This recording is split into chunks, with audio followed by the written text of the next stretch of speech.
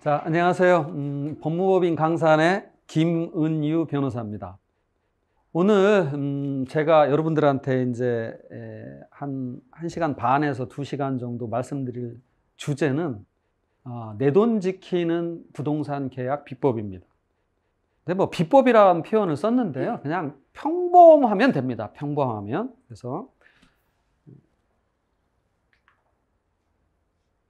그 1, 2, 3부로 나눠져 있고 1부는 이 정도는 알고 도장 찍자. 아주 직설적인 표현을 썼어요. 도장을 찍자 이렇게. 찍고 나서 후회하면 안 돼요. 도장 찍고 나서 늘 후회하는데 찍기 전에 알고 찍어야 돼요. 그 다음에 두 번째는 이제 기본적인 계약 법리. 세 번째도 마찬가지로 계약 법리. 좀 세부적인 내용입니다. 그래서 세 가지로 구성되어 있고. 이제 제가 오늘 여러분들한테 가장 강조드리고 싶은 것은 이제 첫 번째로 요약을 하면 이제 계약서 작성의 주체가 누구냐.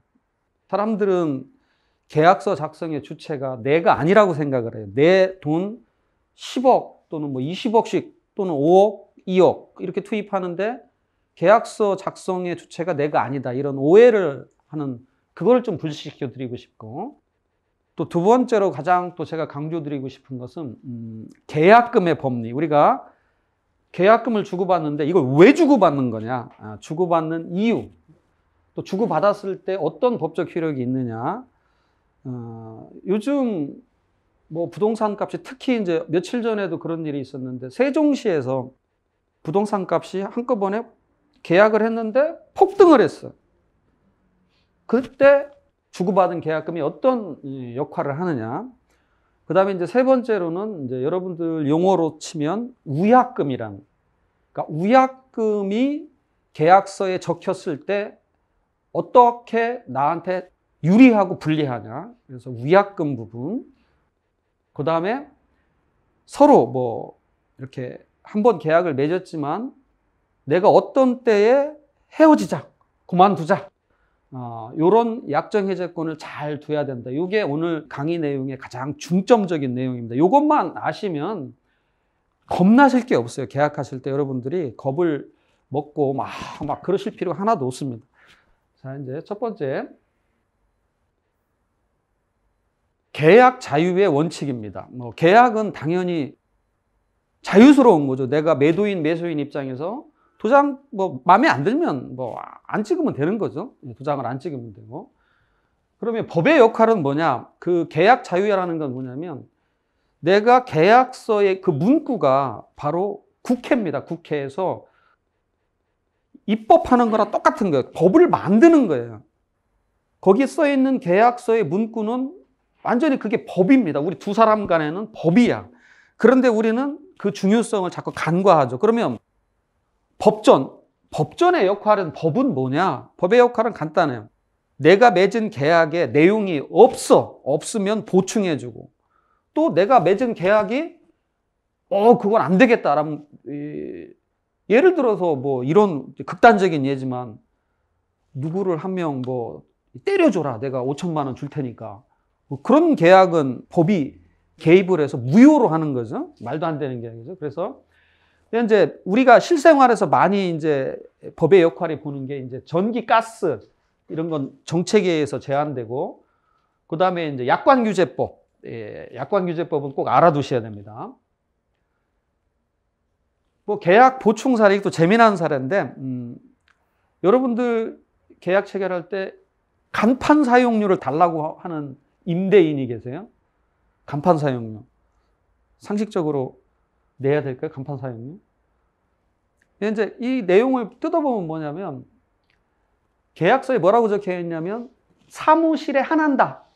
임대 목적물은 어디 몇 호 사무실에 한한다. 이렇게 돼 있으니까 이분이 이제 간판을 달려고 달았더니 그 임대인께서 간판 사용료 내놓으라. 이렇게 얘기를 하시는 거예요.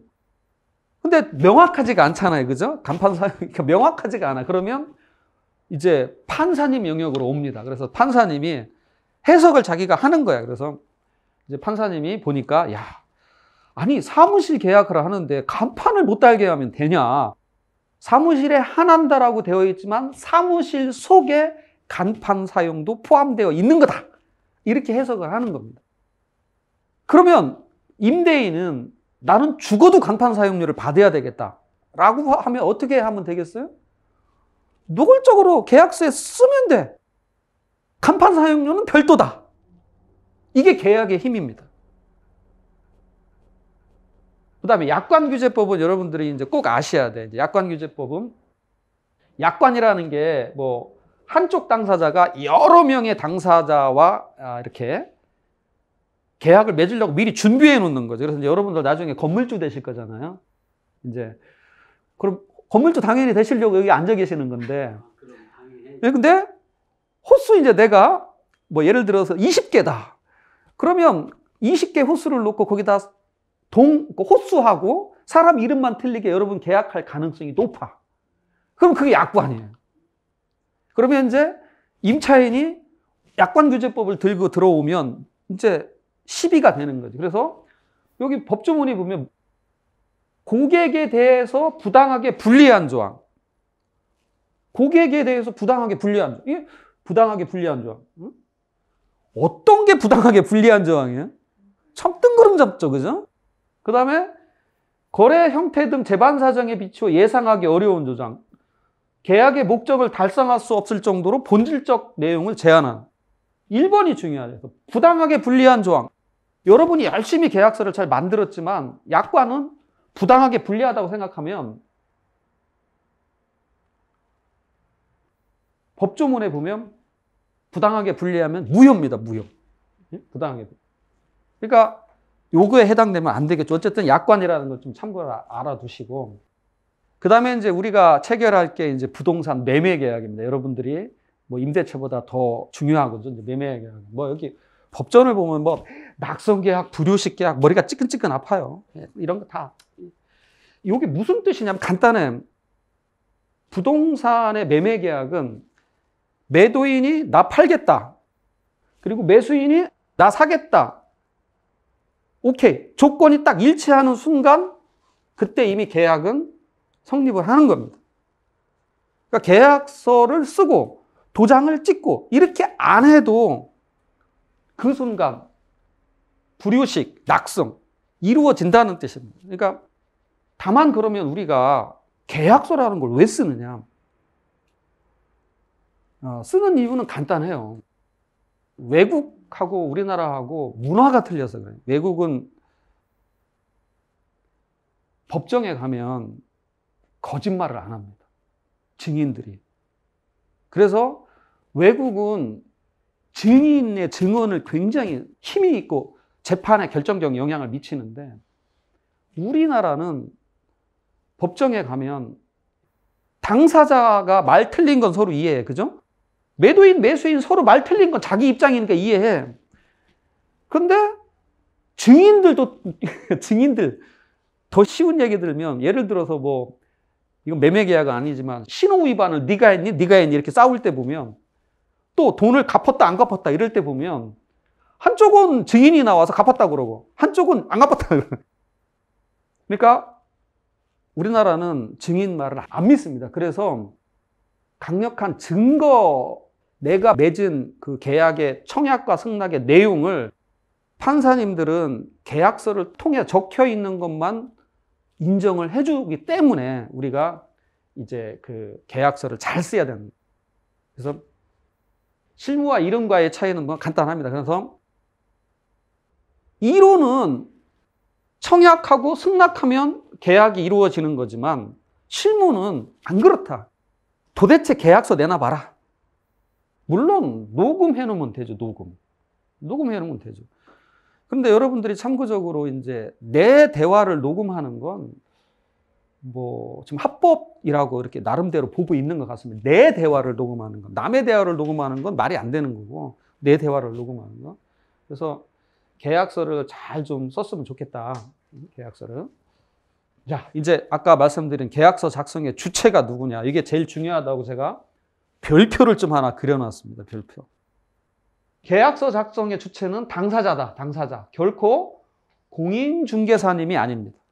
이거 꼭 오해하시면 안 돼요.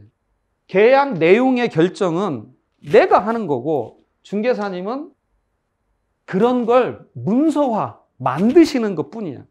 그래서 중개사가 이게 제일 함부로 위약금 약정 이런 특약을 해서는 안 됩니다. 위약금 약정 특약. 이게 무슨 뜻이냐? 입구업구가 중요하니까 나중에 다시 한번 말씀드릴 거고. 그래서 어쨌든 이 계약서 작성은 내가 하는 거지 공인중개사께서, 물론 공인중개사법에 보면 이렇게 써 있어요. 거래 계약서를 작성하여 거래 당사자에게 교부한다. 그래서 어떤 중개사님은 이 조문을 들고 이런 얘기도 하세요. 계약서 작성권은 나한테 있다. 그래서 매도인이나 매수인이 요구하는 내용을 안 받아주고 또는 나한테 불리한 내용을 강요를 하십니다. 그래서 우리는 근데 얼마 전에 있었던 일인데 아파트를 파는데 그 특약사항에다 이제 여기 뒤에 나오겠어요. 여기죠. 부동산 매매 계약서죠. 이게 대표적인 거. 이거 6조를 이야기할 건데 여기 특약사항에다 뭐라고 딱 적어왔냐면 아파트를 파는데 매도 후 6년 동안 하자가 발생하면 매도인이 책임진다. 이거 여기다 특약서로 딱 써왔어. 여기다 이렇게. 그래서 이제 저한테 이제 매도인께서 질의를 하셔가지고 아니 그거 말도 안 된다. 당장 그 중개사님 보고 빼달라고 해라. 그랬더니 전화를 했더니 중개사님 뭐라고 하냐. 그거는 내가 작성권이 있고 그건 당연히 기본적으로 넣어야 되고 우리 중개사 협회에서 당연히 넣는 거다. 못 빼준다. 그래요. 제가 이제 하도 그러면 그렇게 얘기하세요. 안 판다고. 뭐 안 팔면 되지 뭐. 안 팔면 되지. 근데 나는 꼭 팔아야 된다. 그럼 감수해야지 뭐. 그죠? 나는 꼭 팔아야 돼. 감수해야지. 하지만 그 정도 갖고 사고팔고가 자주우지 되지 않잖아요. 그죠? 그건 내가 알면 당연히 빼야 되는 거지. 그럼 아니 아파트를 팔았는데 6년 동안 하자 발생을 나보고 책임지라면 어떡하는 거야. 원래 여기 특약에 뭐라고 씁니까? 우리는 1번 특약에 현 시설 상태의 계약임 이렇게 쓰잖아요. 근데 그거는 1번이 그거야. 현 시설 상태의 계약이 아니고 이렇게 계약서 작성은 그러니까 내가 하는 거고 내가 마음에 안 들면 빼달라. 이걸 왜 여기다가 주장하시느냐. 이렇게 얘기를 해야 됩니다. 이렇게 얘기를 해야 됩니다. 그리고 자 이제 여기 왔으니까 우리가 요게 한국 공인중개사 협회에서 여러분들이 쓰는 매매 계약서에 다 이거 갖고 쓰세요. 중개사님들이. 그런데 여기 보면 여기 2조, 3조, 4조, 5조, 6조에서 이렇게 부동문자로 인쇄를 해오세요. 그럼 자, 이 부동문자는 내가 결정한 거예요? 중개사님이 결정한 거예요? 그죠? 중개사님이 결정을 해오신 거예요. 그렇게 하면 안 된다는 거예요. 중개사님은 중개사님이 계약 내용을 결정하면 안 되고 설명을 해서 오케이를 하면 적어야죠. 그래서 사실은 가장 문제되는 게 뭐냐면 오늘 강의의 가장 핵심인 6조 이겁니다. 이거 6조. 채무 불이행과 손해배상의 예정. 이거 나중에 다시 나올 이게 위약금이라고 표현을 합니다. 위약금. 이게 가장 핵심입니다. 그래서 이건 여기 들어가 있으면 안 돼요. 이 조항을 넣고 싶으면 특약에다 빼야 돼. 나머지는 그냥 평범한 겁니다. 나머지는 중개사님이 이렇게 해도 된다라고 해도 매도인, 매수인 뭐 다 공평해. 하지만 6조는 있고 없고가 하늘과 땅입니다. 하늘과 땅. 그래서 제가 한국공인중개사협회 중개사님들한테 꼭 이런 말씀들, 이 강의를 인터넷으로 듣는 중개사님들도 앞으로 이 6조는 빼서 여기다 넣고 싶으면 특약에다 넣으시라. 왜 어떤 일이 벌어질 수 있냐면 나중에 이 조항이 나한테 불리해서 손해배상을 물어주고 나면 당신이 강요했잖아. 그러니까 손해배상 중개사님이 책임지세요라고 소송을 걸어올 수가 있어요. 그래서 꼭 참고적으로 꼭 그렇게. 자, 아까 그 조문 6조가 어떤 조문이냐면 채무불이행과 손해배상에서 뭐냐면 요게 제일 중요해요. 손해배상에 대하여 별도의 약정이 없는 한 계약금을 손해배상의 기준으로 한다. 요 손해배상의 기준. 그러니까 위약금을 정한 거, 얼마로 정한 거예요. 손해배상 기준으로 한다. 그래서 법원 판례에 보면 이렇게 손해배상의 예정에 해당하므로 요 말은 손해배상, 위약금을 약정한 거다. 위약금. 한쪽에 어기면 계약금을 몰수하는 거죠, 이제. 손해배상금으로 몰수를 하는 거예요.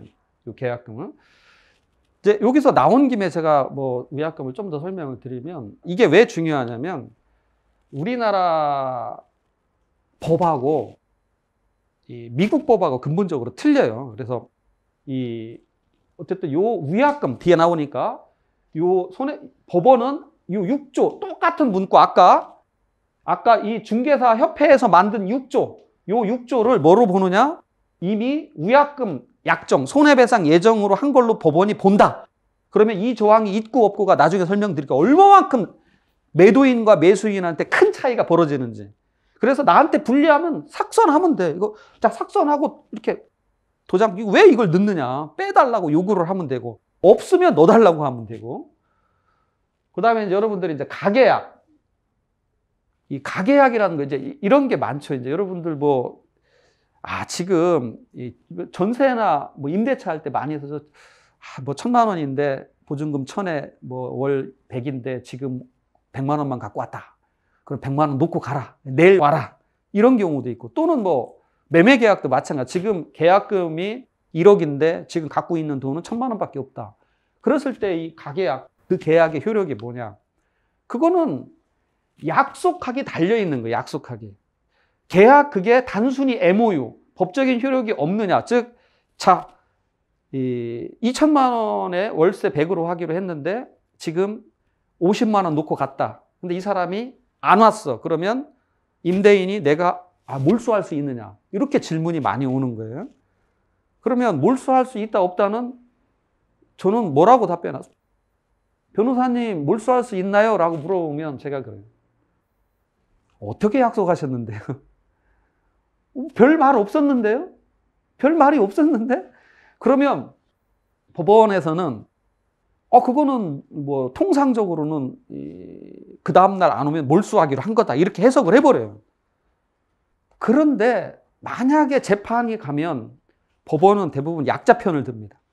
그래서 재판에 가면 명확하지 않으면 임대인이 집니다. 그래서 어떻게 하면 되느냐? 이렇게 영수증 받을 때 영수증 끊어줘야 되잖아. 저 50만 원, 100만 원 받을 때 거기다가 영수증이 하나 써요. 내일까지 안 오면 몰수함. 이게 아주 기초 상식이야. 내일 오후 6시까지 정식 계약하러 안 오면 이 50만 원은 몰수함. 그냥 그렇게만 한 줄만 부과해서 써놓으면 명확하잖아. 그죠? 증거도 있고. 그러니까 우리는 명확하게 하면 재판도 안 붙어요. 그죠? 명확하지 않으니까 재판이 붙는 거예요. 50만 원 갖고 재판하기도 참 답답하죠. 그죠? 50만 원짜리 재판. 보통 계좌로 그냥 따주잖아요. 그러면 문자로 왔다 갔다. 그렇죠. 네, 이따 강의하려고 했는데 이제 문자로 계좌로 왔어요. 그러면 문자로 쏴. 전화번호는 필히 받을 거 아니에요. 그러면 선생님 내일까지 안 오면 이거 몰수하기로 하신 거죠? 감사합니다. 그래서 네, 이따 또 봐서 정말 좋은 지적 하셨어요. 그래서 이제 양도세 절감을 위한 다운 계약서는 가능하냐? 다운 계약서는 가능하냐? 다운 계약서를 작성을 해도 법적인 계약의 효력은 있다는 겁니다. 예? 그래서 다운 계약서를 작성해 주기로 했는데 이 사람이 작성을 안 해줘. 그러면 이제 매수인이 안 해주는 거죠. 다운 계약서를. 그럼 매도인이 그럼 나 안 팔어 할 수 있냐 이거. 나 안 팔어. 너 작성 안 해주니까 안 팔어. 다운 계약서 안 해주니까 안 팔어. 그랬더니 대법원은 이거 안 된다. 다운 계약서는 부수적인 내용일 뿐이다. 그러니까 계약 이행하라 이거예요. 그럼 업계약서는 어떨까요? 똑같겠죠. 그죠? 그 부수적일 뿐이다. 이렇게 알아두시면 돼요. 부수적일. 그 다음에 이제 중요한 거 하나. 이거 많이 써요. 양도세 매수인 부담으로 한다. 네? 이거 많이 써요. 그죠? 그럼 양도세 부담은 당연히 유효해, 이거는. 왜냐면, 뭐 탈법이 아니잖아, 이거는. 그런데, 이때 꼭 써야 될 게 있어요. 그러면 양도세 매수인 부담이 도대체 언제? 양도세 언제까지 내가 받아야 되는 거야? 그걸 써야 된다는 거야. 예를 들어서 잔금하고 동시에 줘야 된다. 그러니까 잔금 지급할 때 양도세까지 안 주면, 그걸 안 적어 놓으면 또 변호사 이렇게 이제 도와주는 거죠. 요즘 변호사도 어렵다고 해서. 응? 변호사 도와주는 거예요. 그렇게 하면. 왜냐? 모호하면 판사님이 개입을 하시니까. 모호하면. 그래서 명확하게 양도세 부담을 하기로 했으면 언제까지 양도세도 지급하기로 명확하게 계약을 하는 게 또 어때요? 매도인 입장에서는 유리한 거죠. 그죠? 또 매수인은 또 어떻게 해야 돼, 대신? 안 쓰는 게 좋지. 그러니까 오늘 이 계약은 어느 한쪽에 유리하면 어느 한쪽에는 반드시 불리한 거예요. 그래서 알아야 된다는 거예요. 참고적으로 알아두시고. 그 다음에 이제 집 살 때, 전셋집 볼 때 체크리스트 이렇게 뭐 권리 상태, 현재 빈집일 경우 외부 상태 이런 것도 하나도 안 보시고 막 그냥 집 사고 전세 막 하시더라고요. 그래서 제가 이거 다 설명 안 해도 여러분들이 이 내용을 보시고 제가 체크리스트를 만들어 본 거니까요. 여러분들이 꼭 이거 별도로 인쇄해 가셔가지고 하나씩 이렇게 집 살 때나 전셋집 얻을 때 또 체크해서 하나씩 체크해 보시면 됩니다. 그 중에 이제 여기서 하나 이제 또 말씀드리고 싶은 건 요즘 낡은 아파트 사면 누수 문제 때문에 머리가 찌끈찌끈 아프시잖아요. 그죠? 뭐 제가 뭐 보험 판매원은 아닌데, 아파트를 소유하고 계시면 꼭 그 여러분들이 그 운전자 보험이나 또 우리 그 무슨 보험이에요? 병원 다니는 거 실비보험에 보면 특이하게 일상생활 배상 책임이라는 게 있습니다. 이게 월 한 700원 정도 더 들어갑니다. 일상생활 배상 책임보험을 들으면 그게 보험 처리가 됩니다. 그래서 내가 아랫집에 피해를 끼치든지 아니면 내가 윗집으로부터 피해를 입든지 굉장히 유용한 보험입니다. 그래서 보험 판매원은 아니지만 여러분이 꼭 일상생활 배상 책임보험 꼭 가입을 해 놓으시면, 아파트 특히 뭐 낡은 아파트 그럼 꼭 가입을 해 놓으시면 좋습니다. 그 다음에 뭐 집 한 채 짓고 10년 늙지않은 비법에서 이거는 뭐 여러분들이 뭐 설계자 시공자를 분리 계약해. 여러분 나중에 이제 집 지으실 텐데 그 당연히 시공자한테 설계를 같이 맡기시면 고양이한테 생선을 맡긴 꼴이 됩니다. 물론 정직한 시공자는 안 그렇죠. 정직한 시공자는 안 그렇습니다. 하지만 우리는 만에 하나 그분이 정직한지를 모르니까 대비책을 세워야 되기 때문에 가급적이면 설계자, 시공자는 분리를 해서 체결을 해라. 그리고 가장 중요한 거, 시공자 평판 조사를 하면 됩니다. 어떻게 하면 되냐? 시공자 당신께서 지금까지 지은 집을 다 나한테 좀 리스트를 주세요 라고 해서 찾아가 보는 거예요. 저 실제 그렇게 했어요. 제가 이제 아산 지중해 마을이라고 제가 이제 총괄 기획을 해서 프로젝트 매니저 역할을 했는데 시공자를 선정을 할 때 그런 찾아가 봤어요. 그랬더니 나는 그 땡땡땡이랑은 하늘에서 살 수가 없어. 나는 하늘에 못 살아. 이런 분이 태반이에요. 그러면 그분하고 하면 안 되는 거죠. 그죠? 근데 가끔 굿 하세요. 이런 분이 있어요. 그러면 그 다음에 이제 유치권 배제 특약. 유치권 시공자랑 할 때 유치권 배제할 수 있어요. 시공자가 마음에 안 들면 언제라도 계약을 해지할 수 있습니다. 그런데 유치권이 문제거든. 근데 처음에 내가 계약할 때 내가 강자잖아요. 집 질 때는. 내가 시공자 선정할 때 계약할 때 내가 강자잖아. 유치권 배제 특약을 하면 돼요. 유치권 배제 특약 해놓고 그 다음에 또 예비적으로 민법 673조로 해제한다는 무슨 뜻이냐면 시공자가 아무런 잘못이 없어도 계약을 해제할 수 있어요. 단 손해배상은 해줘야 돼. 손해배상을 해줘야 됩니다만 어쨌든 참고하시고, 이건 뭐 중요한데 넘어가고, 법인 단체와 계약을 할 때 신경을 쓰셔야 돼요. 상대방이 법인이나 단체 같은 경우, 특히 종교단체, 그리고 법인은 이사의 결의가 있어야 됩니다. 이사의. 종중 같은 경우는 반드시 변호사랑 협의를 해야 되고, 비영리 사단법인은 주무관청 허가를 받아야 됩니다. 그 다음에 위조 변조. 여러분들은 위조 변조 될 거 생각도 안 하시죠, 그죠? 꿈도 안 꾸죠? 저 변호사 하면서 그런 거 많이 봐요.